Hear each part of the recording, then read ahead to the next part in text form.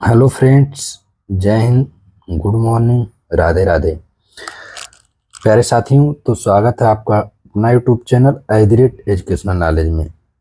अगर आप हमारे चैनल पर नए हैं तो चैनल को सब्सक्राइब जरूर करिए और लाइक कमेंट्स करना ना भूलिए। चलिए तो शुरू करते हैं आज का क्लास। उम्मीद करते हैं आप सभी लोग अच्छे होंगे, स्वस्थ होंगे और अपने पढ़ाई को कंटिन्यू करते होंगे। आज देखेंगे जनगणना। ये डाटा तो पुराना ही है, लेकिन थोड़ा सा यहाँ से जानकारी लेना बहुत जरूरी है। और आपको एक बात से और अवगत करा दें कि अब तक जो भी जनगणना हुआ है वह 2011 तक ही हुआ है, और जो भी हम डाटा आज पढ़ेंगे वो 2011 जनगणना 2011 के अनुसार ही पढ़ेंगे।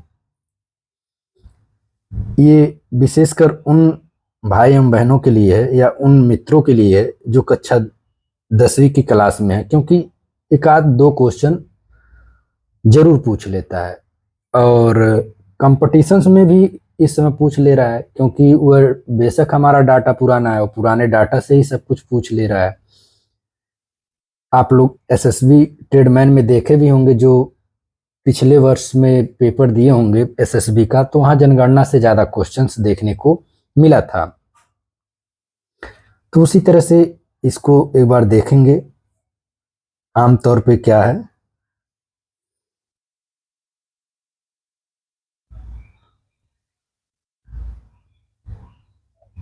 दिया है अधिकतम जनसंख्या घनत्व वर्ग किलोमीटर में, यानी सबसे ज्यादा जनसंख्या घनत्व वो भी प्रति वर्ग किलोमीटर में कहाँ है। तो देखेंगे, देखिए जनसंख्या घनत्व होता क्या है। प्रत्येक वर्ग किलोमीटर में निवास करने वाले लोगों की संख्या को ही हम जनसंख्या घनत्व कहते हैं।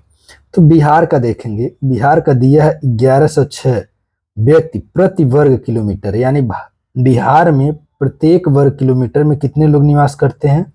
1106 लोग। उसके बाद दूसरे नंबर पे आता है पश्चिम बंगाल। यहाँ 1028 व्यक्ति प्रति वर्ग किलोमीटर निवास करते हैं। आप पश्चिम बंगाल को हल्के में मत लीजिए, क्योंकि वहाँ जो जनसंख्या है वह भारत के साथ साथ दूसरे देश के लोग भी ज्यादा निवास करते हैं। इससे इस कारण से वहाँ की जनसंख्या घनत्व बहुत अधिक है।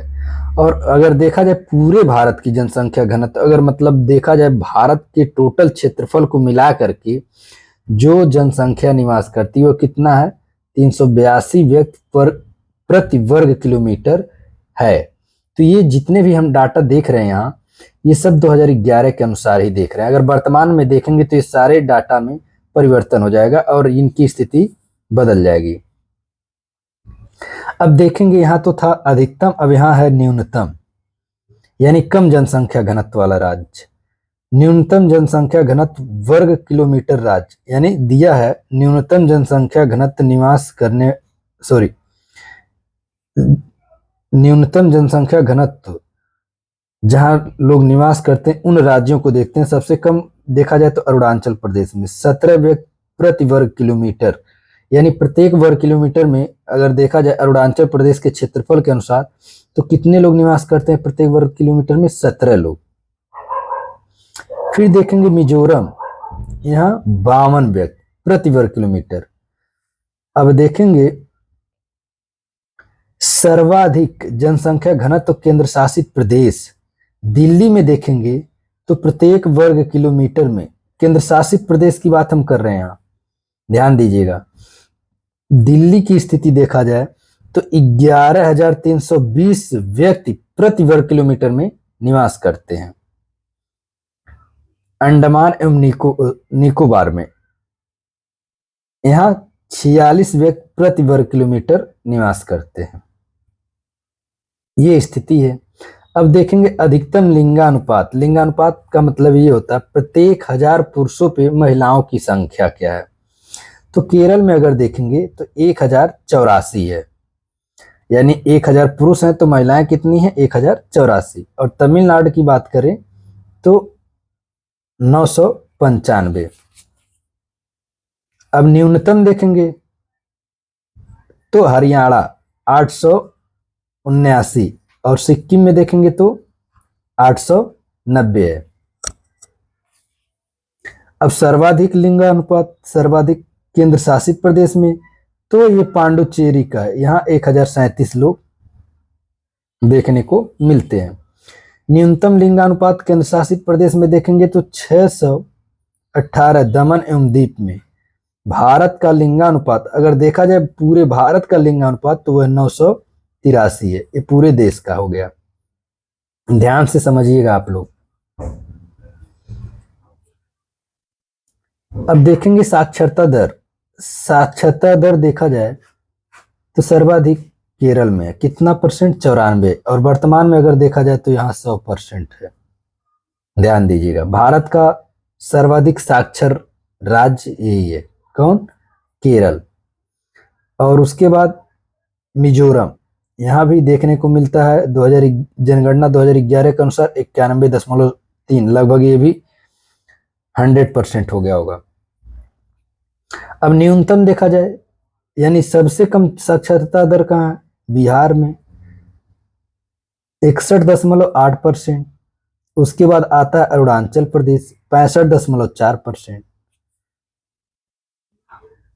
अब देखा जाए सर्वाधिक साक्षरता वाला केंद्र शासित प्रदेश तो ये है लक्षद्वीप 91.8%। न्यूनतम साक्षरता वाला केंद्र शासित प्रदेश देखेंगे तो दादर एवं नागर हवेली, और ये कितना? 76.2%। स्त्री और पुरुष साक्षरता में सबसे अधिक अंतर राजस्थान में देखने को मिलता है। जनसंख्या के बारे में अगर थोड़ा सा बात करेंगे तो एक एक लाइन हम लोग देखते चलेंगे। यहाँ कुछ डाटा दिया है उसको भी हम देख लेंगे। कह रहा है भारत में जनगणना की शुरुआत 1872 में लॉर्ड मेयो के कार्यकाल में हुआ था। ध्यान से समझिएगा, कह रहा है भारत में जनगणना की शुरुआत कब? 1872 में। कब? 1872 में। किसके शासनकाल में? लॉर्ड मेयो के कार्यकाल में हुई थी। और अगर देखा जाए नियमित रूप से यह जनगणना 1881 में चालू की गई थी। विश्व में सर्वप्रथम जनगणना कराने का श्रेय स्वीडन को जाता है, यानी जनगणना की शुरुआत कहां से होता है? स्वीडन से होता है। कब होता है? 1749 में 49 को हुआ था। इसका सबसे उच्च अधिकारी जो होता है वो registrar general and census commissioner of India होता है, ये सर्वोच्च अधिकारी होता है। स्वतंत्र भारत की यह 7वीं जनगणना है, यानी कौन? 2011 की जो जनगणना है ये भारत के स्वतंत्र होने के बाद 7वीं जनगणना थी।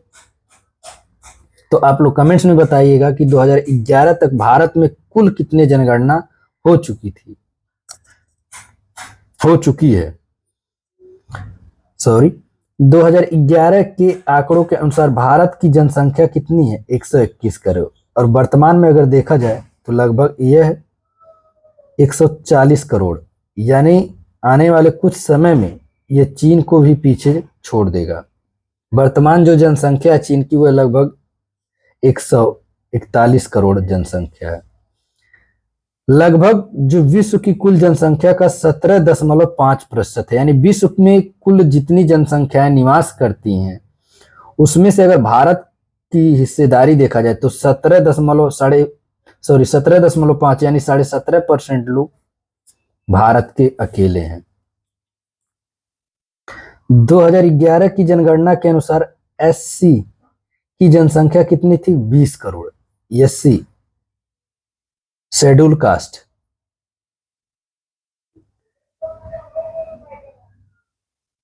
फिर सबसे ज्यादा एससी की जनसंख्या वाला राज्य अगर देखा जाए एससी तो उत्तर प्रदेश। जनगणना 2011 की एसटी की जनसंख्या लगभग 10 करोड़ थी और सबसे ज्यादा एसटी वाला जो राज्य है वह मध्य प्रदेश में, यानी शेड्यूल्ड ट्राइब्स जो कास्ट होते हैं एससी एसटी, यानी जो हमें जात के आधार पे वर्गीकृत किया गया है और आरक्षित किया गया है। तो आप लोग पढ़े भी होंगे, पहले आता है जनरल, फिर आता है ओबीसी, फिर आता है एससी, फिर आता है